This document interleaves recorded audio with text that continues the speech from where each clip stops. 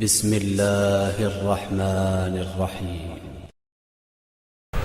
مثلا علم کی تعریف کیا ہے؟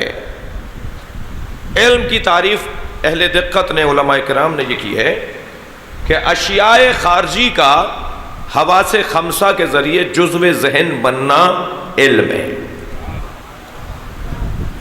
میں مثلا گلگت بلتستان کی طرف گیا، میں نے وہاں کیٹو کا پہاڑ دیکھا، وہ میں نے قوت باصرہ سے ایک چیز کو دیکھا ہے۔ اب 20 سال کے بعد بھی اگر اس پہاڑ سے متعلق بات ہوگی تو میں کچھ کہہ سکوں گا، میرے پاس معلومات ہے۔ وہ جو میں نے دیکھا تھا وہ میرے ذہن کا جز بن گیا، لہٰذا وہ علم بن گیا۔ وہ پہاڑ علم نہیں ہے، اس کی تصویر جو میرے ذہن میں ہے وہ پہاڑ نہیں، میرے ذہن میں وہ پہاڑ نہیں ہے۔ میں نے کوئی ذائقے دار چیز کو مجھے دیا گیا، میں نے کھایا، اب اگر 10 دن کے بعد مجھے وہی چیز دی جائے گی تو میں کہوں گا یہ فلاں چیز ہے، یہ وہاں کی بنی ہوئی ہے، اس میں فلاں فلاں چیزیں ملی ہوئی ہیں۔ ذائقے کے ذریعے اس غذا کا علم میرے ذہن میں آ گیا۔ میں نے کوئی پھول سونگھا، میں نے کوئی خوشبو سونگھی، اور اس کے بعد دوبارہ اگر مجھے اس چیز کو دیا جائے گا تو میں بتا دوں گا یہ کیا چیز ہے۔ وہ جو پہلی مرتبہ میرے شامے کے ذریعے سے میرے ذہن کے اندر بیٹھا، وہ اس چیز کا علم میرے ذہن میں بیٹھ گیا۔ اب وہ چیز جو باہر ہے وہ اور ہے، جو میرے ذہن میں ہے وہ علم ہے۔ اسی طرح سے لامسہ، میں نے مس کر کے ایک چیز کو ایک دفعہ دیکھا، اس کے بعد جب دوبارہ مجھے مس کرنے کا موقع ملے گا میں بتا دوں گا یہ کیا چیز ہے۔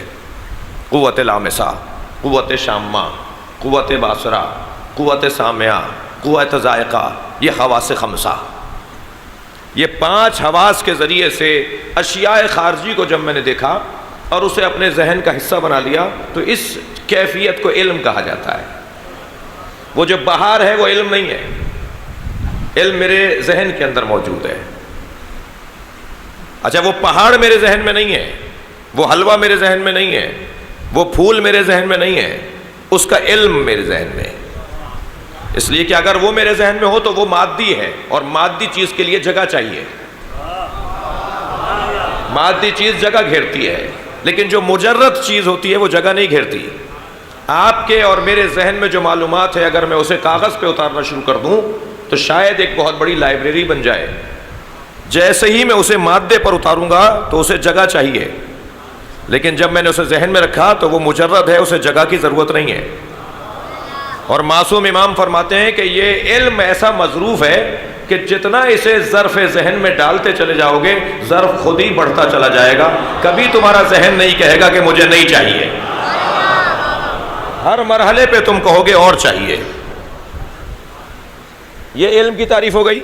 اچھا، یہیں لے لیجئے، میں حواس خمسہ کے ذریعے سے اشیاء خارجی کو جب جزو ذہن بنا لیتا ہوں تو یہ علم میرے وجود کا حصہ بن جاتا ہے۔ اب اگر یہی علم میرے ذہن سے اتر کر میری روح میں بن جائے، بیٹھ جائے، تو یہ علم نور بن جاتا ہے۔ اور اگر یہ میرے ذہن کے اندر رہے تو یہ کبھی کبھی حجاب اکبر بھی بن جاتا ہے۔ یہی علم ہوتا ہے جو مجھے فرعون بھی بنا سکتا ہے۔ یہی علم جو میری روح کا حصہ نہیں بنا، یہ مجھے کوئی برا انسان بھی بنا سکتا ہے۔ بھائی، دنیا میں جتنے بڑے فسادی ہیں وہ بھی پڑھے لکھے ہیں، اور دنیا میں جتنے بڑے مصلح ہیں وہ بھی پڑھے لکھے ہیں۔ وہ کون سی چیز ہے کہ جو ایک کو مصلح کہلا رہی ہے اور ایک کو فسادی کہلوا رہی ہے؟ وہ وہی علم ہے کہ جو ذہن کے اندر رہا مگر روح کا حصہ نہیں بنا، اور وہ جو روح کا حصہ بن گیا وہ ہے کہ جو اصلاح کی طرف دعوت دیتا ہے۔ اب میں نے 5 چیزوں کے ذریعے سے اپنے علم کو قرار دیا۔ میں جب اس کا اظہار کرنے لگتا ہوں تو کیسے کرتا ہوں؟ یہ جب خارج ہوتا ہے تو کیسے ہوتا ہے؟ دقت ہے، جب یہ خارج ہوتا ہے تو کیسے ہوتا ہے؟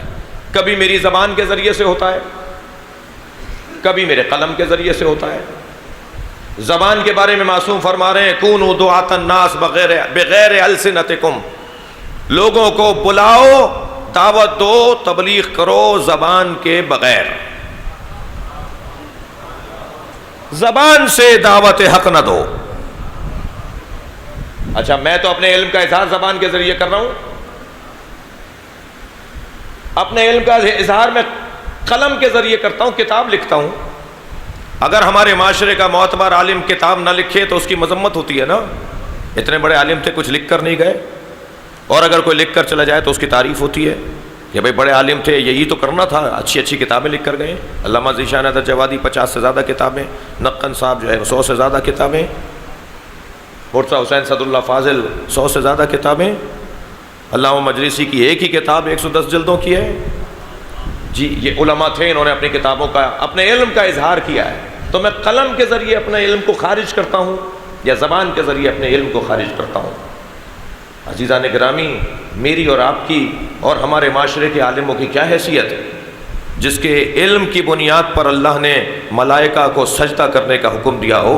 اس آدم نے تو کوئی کتاب نہیں لکھی. حضرت ابراہیم کی تو کوئی کتاب نہیں ہے، حضرت موسیٰ کی تو کوئی تالیف نہیں ہے، حضرت عیسیٰ کی تو کوئی تصنیف نہیں ہے. اور آگے بڑھیے، سرکار دو جہاں نے تو قلم ہی کبھی ہاتھ میں نہیں لیا. دو چیزیں ہمارے نبی نے کبھی ہاتھ نہیں لگایا. نبی نے کبھی دو چیزوں کو ہاتھ نہیں لگایا.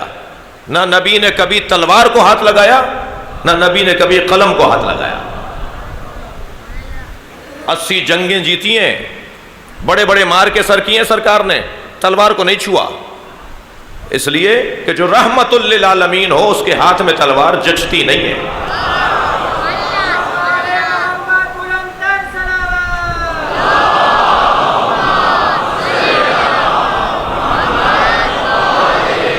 اگر آپ ہمارے لیٹسٹ ویڈیوز کے بارے میں جاننا چاہتے ہیں تو ہمارے چینل کو سبسکرائب کریں اور بیل آئیکن کو پریس کریں.